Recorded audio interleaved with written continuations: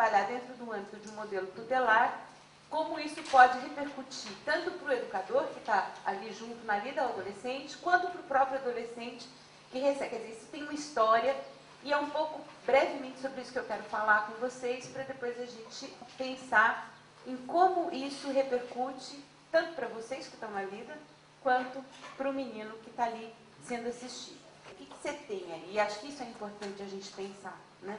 Em termos de como as coisas vão se configurando. A filantropia vai migrando para o âmbito público. É claro que tem uma série de questionamentos que vão sendo feitos a partir daí, mas a gente saber um pouco da onde veio e como se constituiu esse lugar que eu ocupo hoje é importante até para a gente fazer uma análise crítica do próprio trabalho, né? Então você tem o trabalho social, ele fica como esse ponto de encontro entre aquilo que é a assistência a uma criança irregular e a repressão.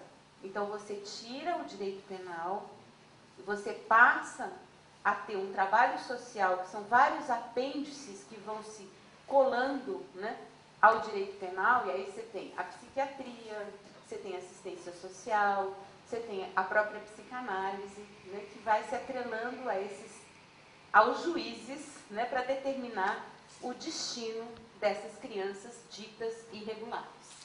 E aí tem até uma certa contribuição também da psicanálise, que acho que... Eu sou psicanalista, por isso que estou dizendo isso, né, de fazer uma certa análise crítica do que é essa história com relação à família. Tem um certo familiarismo, né, que vai dar conta da saúde mental de cada um. Então, muitas vezes, na instituição de saúde, você escuta uma pessoa que tem uma criança que tem algum tipo de questão ou de desvio.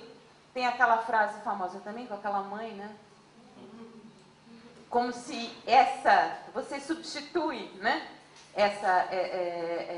Um saber colocando na família o ter ou não ter uma família, mas está sempre relegado a esse refinamento, né? Em escutar a família no sentido de decifrar o destino do menino, né? Então, com essa mãe, com esse pai, com essa violência que ele vive, veja bem, então vai acontecer isso, vai acontecer aquilo, né?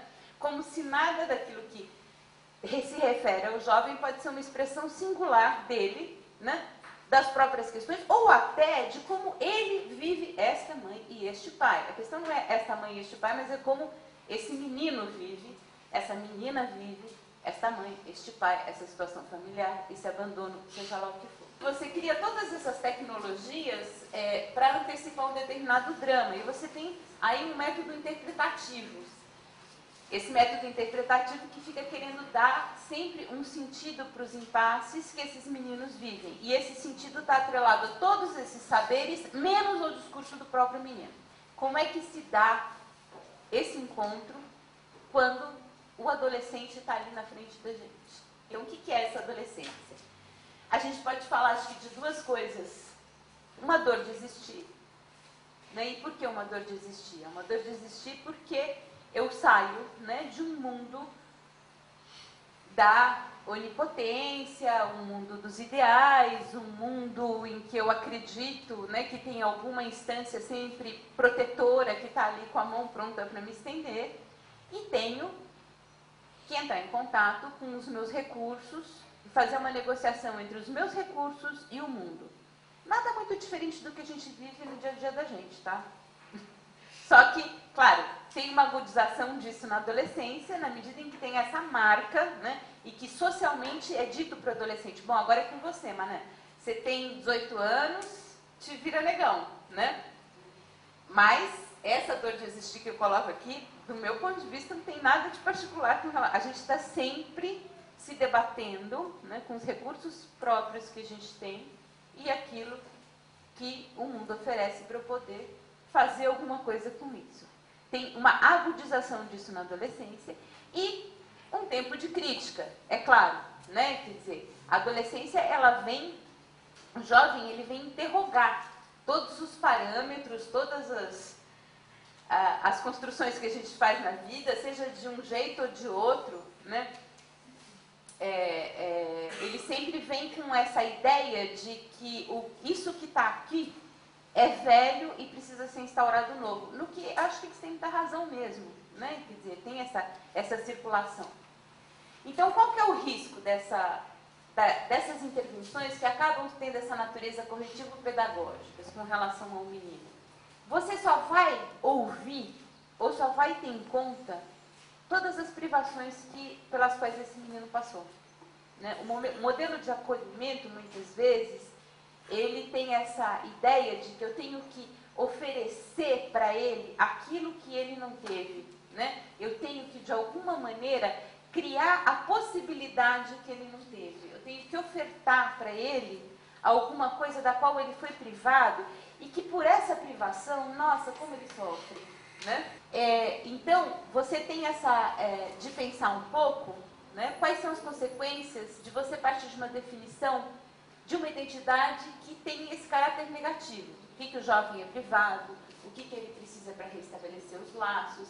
E é claro que, como educador, quando você tem essa perspectiva, né, do tipo, estou aqui oferecendo para você tudo isso e você não está se beneficiando, a hostilidade que se monta, que se arma nessa cena e que fica subjacente é bastante preocupante, né? Porque eu estou aqui oferecendo todos os dispositivos, todas as coisas bacanas que eu tenho, todas as oportunidades para você que está tão ferrado, né? Que não tem nada, afinal de contas, né, William? William, eu gostei muito do que você falou. Tem muito a ver com o que eu penso, mas enfim. Estou aqui oferecendo, né, todas essas coisas aqui bárbaras que eu tenho, ele não está aceitando, ele está se negando, quer dizer, arma-se um cenário de hostilidade. Arma-se um cenário de hostilidade bastante complicado, né, que tem duas vias, porque senão a gente pensa só... A minha ideia aqui com vocês ao lançar essa pergunta é assim, e vocês? Né, quer dizer, qual o sentimento que fica, ou como vocês reagem ao fato de oferecer tudo aquilo e o menino não responder, né? Porque, se por um lado a gente fica pensando muito assim, nossa, tem muito essa perspectiva de pensar o menino, como ele fica, como ele não fica, e muitas vezes eu fico preocupada assim, como é que fica o educador também, né? Como é que é para ele, né? Tá nessa lida e se criar esse campo em que ele está ali vendo, que ele está tentando oferecer tudo o que ele pode para aquele moleque e não está tendo a resposta que ele gostaria de ter, né? O que deve ser um impasse que cotidianamente vocês devem viver. Mas tem algumas experiências. Eu gosto muito de citar um moleque que eu conheci no Capão, de 13 anos que estava com liberdade assistida, né? E ele não sabia ler nem escrever. Ele não tinha sido alfabetizado. Por conta, enfim, acho que eu nem preciso desfilar o rosário, né? De por que ele não estava alfabetizado. E aí, um dia conversando comigo, esse menino falou assim pra mim, pois é, outro dia, porque eu pus um CD dos Racionais para ele escutar e tal, e aí ele falou assim, nossa, esses caras é muito legal, porque fala da minha quebrada, não, porque não sei o quê, papapá. Queria saber fazer essas letras. Eu falei, fulano, para poder fazer essas letras, você precisa saber ler e escrever. Eu preciso dizer para vocês que em 15 dias esse menino estava alfabetizado. Né? Quer dizer, é mágica? Não, não é mágica. Né? Mas é um pouco assim, o sentido e o significado que a leitura e a escrita têm para ele. Né? Ou mesmo, outras situações talvez um pouco mais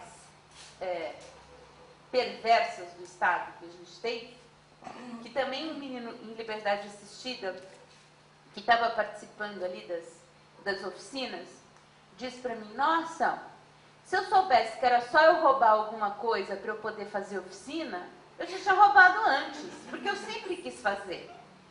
Então, o próprio sistema, a própria política pública, ela é perversa, ela perverte, né, a educação. É uma assistência que se monta, que chama para um determinado lugar de privação, chama, porque assim, você só vai ter se você estiver bem ferrado, né? Você só vai ter se você estiver ali naquele limiar. A necessidade de construir com o jovem projetos enraizados nas próprias experiências sociais deles, nos próprios impasses que eles vivem, né? Que é um pouco a piada que a gente fez da purificação versus, né? Quer dizer, a partir da própria dor, né? Da dor de existir ou do impasse, quer dizer, não é porque eu não tive uma família modelar, não é porque eu não tive acesso a todos os dispositivos básicos do Estado que eu não tenho nenhuma possibilidade de ser, né? A partir daí, o que eu posso construir? É não identificar esse jovem a situação traumática que ele vive. Porque o trauma, ele tem uma questão, claro que não é negar toda a história de dor e sofrimento, né? Não é disso que se trata. Mas também é não identificar o menino completamente a isso, sem dar outras possibilidades de ser para ele. Então, cada atitude que ele toma, isso é porque ele não teve mãe, isso é porque ele não teve pai, isso é porque a escola não sei o quê, isso é porque não sei o que lá. Como se nenhuma dessas manifestações pudesse ser algo que diz dele, né? Que fala dele, que tem a ver com a subjetividade dele, não com a subjetividade de pai, mãe, o que ele teve, o que ele não teve. E o trauma, ele tem uma situação, é uma questão bastante complicada, porque quando você está identificado a ele, é como se você abrisse uma linha de crédito infinita com o futuro, né? Você tem crédito aí a dar com pau, porque, afinal de contas, como me aconteceu isso? Então eu estou justificado. Veja bem, né? E muitas vezes uma visão sociológica, né, benemerente do menino é bastante complicada também nesse sentido, do tipo, veja bem, ele não teve, então, por isso que ele faz, né? Quer dizer, não é o que ele não teve, o que ele tem. Essa questão, então, do trauma, atrelado a uma vitimização, vai dar, então, esse lugar passivo para o menino, que não vai dialogar em nada com as potencialidades dele, em nada com as possibilidades de apresentação que esse menino pode ter, mesmo a partir das vivências mais terríveis, né?